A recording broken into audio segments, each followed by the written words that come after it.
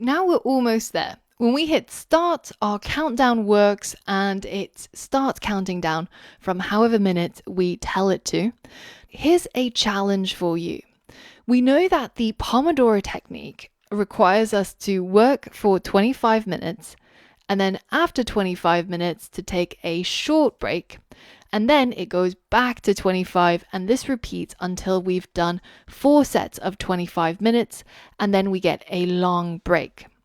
So I want you to have a think about how you could create a variable called reps, which is going to be a global variable, and you can access it inside start timer by tapping into this global reps.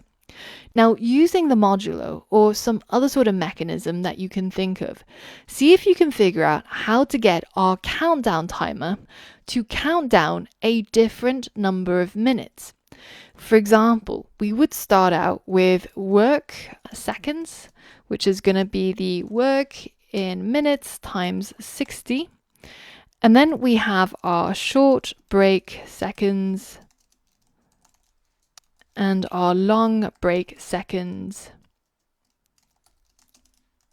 Now, how can we call this countdown timer so that if it's the first, third, fifth, seventh rep that we're actually doing our countdown, then we want this countdown to do our 25 minutes in terms of work seconds. But on the other hand, if it is the 8th rep, then we want the countdown to work on our long break seconds. But if it's the 2nd or 4th or 6th rep, then it should count down to our short break seconds. Essentially, what we're trying to achieve is for our countdown timer to do 25 minutes, then 5 minutes, then 25, 5, and until we've done 4 sets of 25, then do we get a 20-minute break. So have a think about what you've done before using the modulo and see if you can figure out how to get this to work in your code.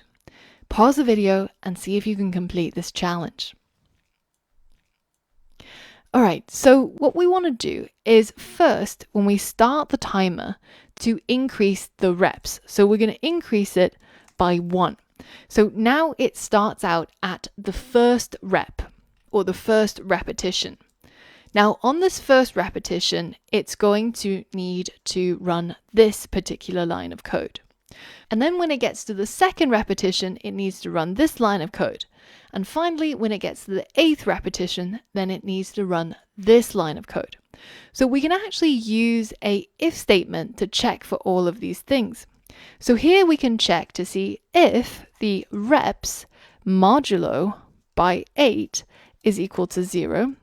If the number of reps divided by 0 has no remainder, then that means it's actually the time for a long break. Now, elif though, or else if the reps is actually even, so if modulo 2 is equal to 0, then in this case, it should be time for a short break. And finally, if it's none of those conditions and we have an else statement, then it's just a normal work time.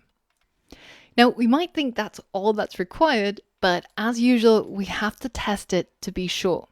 So let's go ahead and change our work minute down to 1 minute so that we can run it and have a reasonable chance of seeing when it actually finally reaches 0.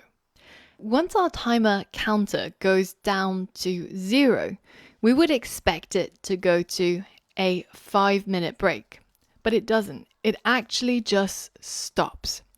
And this is why we need to test our code and test our programs as frequently as we write code so that we can catch these bugs in terms of our logic. So what's happening here? Well, basically, it's counting down to the number of seconds that we told it to count down to. And then once it's done that, well, that's kind of the end. There's no other way of triggering start timer unless we press the button. So what we actually need to do is to add a else statement here. and catch when the count goes to 0, because it's in that moment that we want to actually call start timer once again. And this time it's going to increase the reps and figure out which countdown we actually need to go to.